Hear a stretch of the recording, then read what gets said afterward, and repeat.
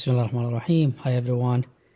Today I'm going to talk about an important series, something that all the incoming internal medicine residents should know, and I highly encourage all of you to go over this series if you already do not know much about these 6 ACGME core competencies. I'm going to talk about every single one of them really briefly, and today I'm going to just start by giving you an overview of these ACGME core competencies, and I'm going to talk about what are the milestones that the ACGME and the internal medicine program leadership look at to determine whether the resident is ready for graduation or not. So let's get into it. So technically the ACGME is the Accreditation Council for Graduate Medical Education, or GME. This is basically the body that was created in I believe 1981, that the medical community decided to build to make sure that a private non-profit private body is responsible for accrediting the programs, the different medical programs, not just internal medicine. And really the job of the ACGME is to make sure that all the programs, the training programs, the graduate medical education programs, they meet the criteria to stay as programs, and they also to assure that these programs, they submit all the data about their trainees and residents to make sure that these residents are meeting the criteria to go to the community and basically practice as physicians or surgeons, or whatever the specialty is. So just to give you a little bit of a quick brief history, as I said, the ACGME was developed in 1981. In 1999, the 6 core competencies were endorsed by the ACGME and also the American Board of Medical Specialties. And then in 2001, the outcome project was formally launched, and basically this project is focusing on looking into the outcome of each of the programs to make sure that these outcomes are really satisfactory for the community. And then in 2009, the ACGME approved structure of the next accreditation system, and this system includes what we now know as milestones, and I'm going to talk about that in the next slide. And then in 2013, the first 7 specialties implemented the next accreditation system, and these specialties were the internal medicine, pediatrics, orthopedic surgery, neurosurgery, urology, and radiology. And then in the next year, in 2014, the remaining accredited subspecialties and specialties and subspecialties, they implemented the NAS, and also again using the milestones. And then in 2015, almost all the other specialties and subspecialties begin to report the milestones data to the ACGME, so that the ACGME will review them and make sure that again all the residents in this program, they're meeting the criteria for graduation. And then in as you can imagine, this is a dynamic process. So in 2018, they started some work on improving and revising these milestones, and this was now known as the Milestones 2.0. Now, the foundation for the ACGME's current accreditation model is called the Competency-Based Medical Education, CMBE. And this is different than the traditional educational system, probably the system that I was trained on during my medical school in the late 1990s. So basically, this old system is really the unit of progression used to be the time, and it's teacher-centered. So basically, during that time, you just, for example, in my medical school, I was trained in 6 years, and then at the end of each year, I just take an exam, and if I pass the exam, then I move forward. And it really depends on the teacher, whether they're really good teachers or not, basically. But the competency-based medical education, they try to shift that to another foundation or another model, where the unit of progression is the mastery of a specific knowledge and specific skills based on the training program. So they really focus on the fact that you really want to make sure that these graduating residents, by the time they're ready to practice on their own, they really have a mastery of the needed skills to be independent physician or independent surgeons or independent radiologists, blah blah blah. So and this system is actually learner centered. So we're really focusing on the skills and the knowledge of the learner, and we want to make sure that the learner really mastering these skills and they really know what they're doing, basically. So personally, I really like this model. I think it's really much more useful for the learner, and also I believe a lot of data support this actually model. So this is actually the kind of model that we have, and this is what the ACGME now currently using for evaluating the programs and the residents. Okay, so let's talk about milestones and what exactly are milestones. So milestones is really just like the developmental milestones. These are the points in development towards being an independent physician. So basically, it just tells they tell us where exactly the physician or the resident, the physician in training, is in terms of the spectrum towards being an independent physician. So they decided to make it at 5 levels, from level 1 to level 5. This is just like the general description of the milestones related to stage of education. So basically, level 1, for example, is a novice resident or fellow, if we're talking about the fellowship programs, and basically this is at the start of the training, and then they are expected to go into level 2, where they can be described as advanced beginners. And then at that stage, they should be able to perform some of the tasks with limited autonomy. And then in stage 3, they're considered as competent residents or fellows, and they should be able to perform common tasks and autonomy. Now, level 4 or 5, basically, these are the levels when the resident is can be considered as an independent physician, or the resident or the fellow is close to or ready to be able to practice independently without supervision. So level 4, the resident can be considered as proficient, and basically this is generally considered the target for graduation, as I said.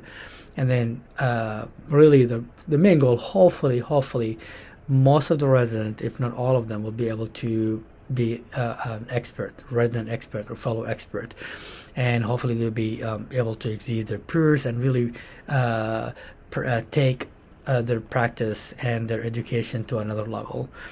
So again, this at the beginning of the year, interns are expected to be around here, and then this is toward the second half of the year, and then the second or PGY2 resident are expected to be around here, and then hopefully by the time they're in the middle of their third year, and by the time they're ready to graduate, they'll be at level 4 or hopefully even level 5. Now, the goal of these milestones is to drive improvement in GME programs and enhance resident fellow educational experience, because it explicitly says exactly what are the tasks that are expected out of the resident. So when it comes to the resident perspective, the functions and purpose of milestones generally include provision of a descriptive roadmap for education and training. So basically, we're giving the resident or fellow a roadmap, a guidance, what to expect through their journey, their residency training or fellowship training.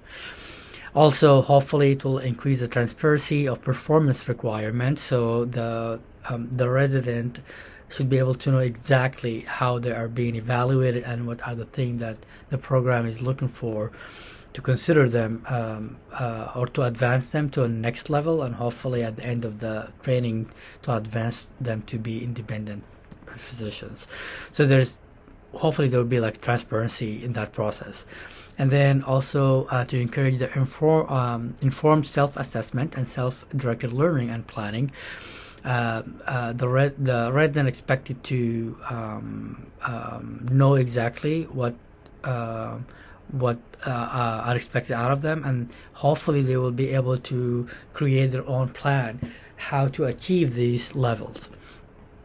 And then hopefully also it facilitates a better feedback to the learner, so that they can get like a targeted and specific and constructed feedback how to improve. So there will be hopefully during the evaluations and feedback, they will be told exactly what they should do to advance from, for example, level 2 to level 3. And then lastly, hopefully it will encourage self-directed feedback seeking behaviors by the learner, so that they will ask for feedback by the end of the rotation. Dr. So-and-so, do you think I'm really at this level? Do you think is there anything I can do to be able to perform as a second or PGY2 level in the coming few months, for example? As you can imagine, the system is not perfect, and of course it can come up with a lot of challenges associated with it. So for example, time and resources, this could be really time and resource consuming, and the program to come up with really a decent and strong and clear milestones, that might take a lot of meetings and discussions, and of course it needs to be improved with time. Also, how to synthesize the multiple assessment that the program should gather about their trainees, how to synthesize that into the Clinical Competency Committee or the CCC developmental judgment to come up with a final decision about the progress and development of the resident, and we're going to talk about that in the next slide. And also the lack of really good and decent assessment methods and tools, and the misalignment of these assessment forms and scales and milestones judgments. So, how we assess each other, this is really have been a lot of debate about that, and it's not easy, and it's something that is expected to be evolving by time and changing by time. So it's that also like really big challenge, how to accurately assess the learner. And then use of milestones as a rotation evaluation form. This is not really typical. The milestones, these milestones shouldn't ideally be the forms that the faculty are using to evaluate the resident during specific rotations. Evaluation should take a specific form that hopefully the program and the faculty will agree upon, and then different forms, different assessment forms should be collected to come up into the final milestones. So this again could be really difficult and challenging in some programs, and then there's some challenges associated with the faculty and faculty development and leadership. So for example, of course, you need to train faculty on that, and to train the faculty on how to assess the learners. And also assessment again is something that's not really straightforward and easy at times, and the program need to do some faculty development on that.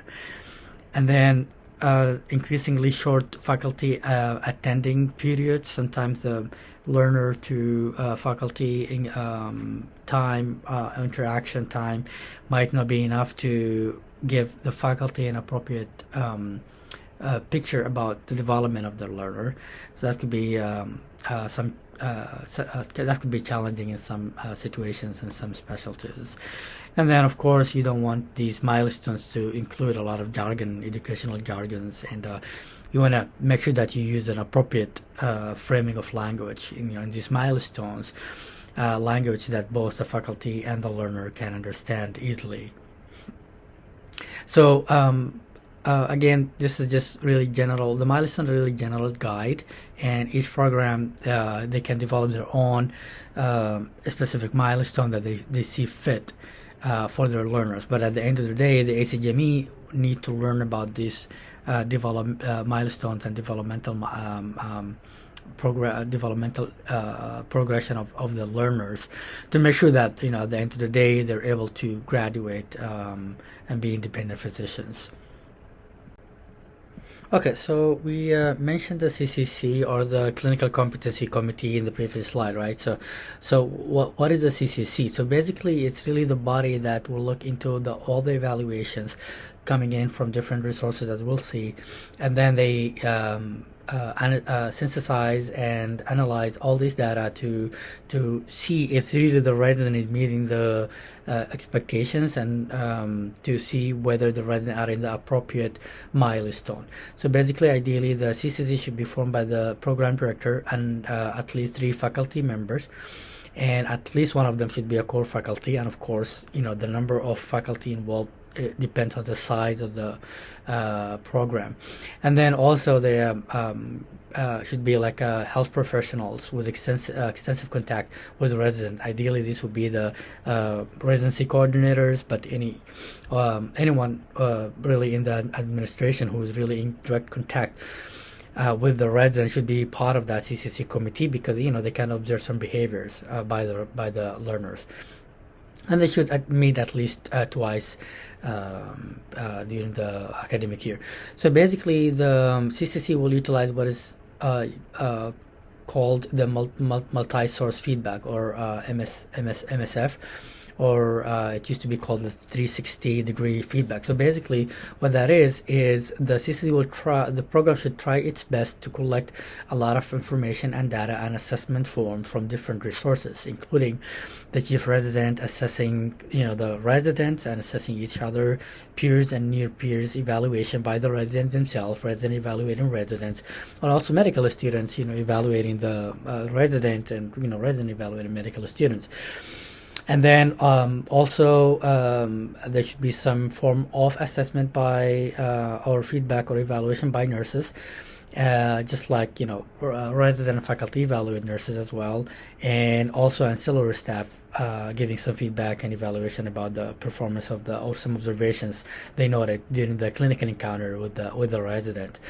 And of course, faculty supervisors should also give feedback to the program about their observations and assessment of the resident during the rotation, including the electives, inpatient, outpatient, ICU, and all that. So this is the MSF. Basically, the program should really try its best to collect as much information, specific information that's kind of behavior based, so that they have a good idea about the performance of their resident. And then the CCC will utilize all this information to try to come up with a final outcome, and that outcome will be discussed by the program director with the individual resident when they meet for evaluation.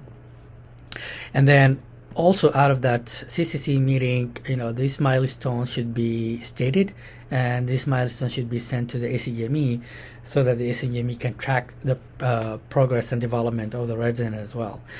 And that meeting by the program director with the individual resident, really the outcome expected to be one of these 5. Hopefully to be the first one most of the time, which is a promotion to the next level of training. And other outcomes include a letter of concern by the CCC committee of the program about specific aspect of the resident performance, and sometimes there could be a little bit more concern that can be at the level of the probation or remediation, or dismissal if it's really something serious that the CCC committee and the program director think that it's the resident, the physician in training is not really capable of meeting any of these milestones by any means. And then these 3, the letter for concern, the probation, and remediation, they should be like during that meeting, the issue should be stated clearly. Which milestone that the program, the CCC, think that the resident is not meeting, and then what are the possible reasons for this, and what are the intervention that the program suggests and the learner suggests to improve, and what are the expectations moving forward. And these expectations should be really clear and should be stated clearly in written format, what exactly the resident should do, and during which time frame, and then what's the follow-up plan, and what are the time that the next meeting will happen, and to discuss the development and the progression of the physician in training towards meeting the milestones. So this should happen clearly, during, especially if there's concern about the development of the resident as an independent physician, and then moving forward, and in a future time, there should be a follow-up and reevaluation, again by the CCC and the program director with the individual resident, to see if hopefully whether the expectations are met, and what would be the next step. For example, a resident can move from probation into promotion if they meet all the requirement and they improved in the specific milestone that was raised during that discussion. And in very few circumstances, hopefully would be the minimum, some residents and physician in training might not meet the expectations, and they might move from probation to remediation, or unfortunately, hopefully again, rarely from remediation to dismissal. So yeah, this is a general frame. I think most of the residents, all of them, I mean, they should really be aware of this. They should know exactly how the milestones are developed, and how the CCC evaluate their progression, and that should help them really have a plan how to progress into their training, to make the most out of their training, and hopefully they will be capable of really meeting all the criteria and be able to function as independent physicians. So that's just an introduction, and then next I will talk about each individual milestones, or each individual core competency on itself, and what milestones are involved in these core competencies. All right, see you in the next videos. Bye bye.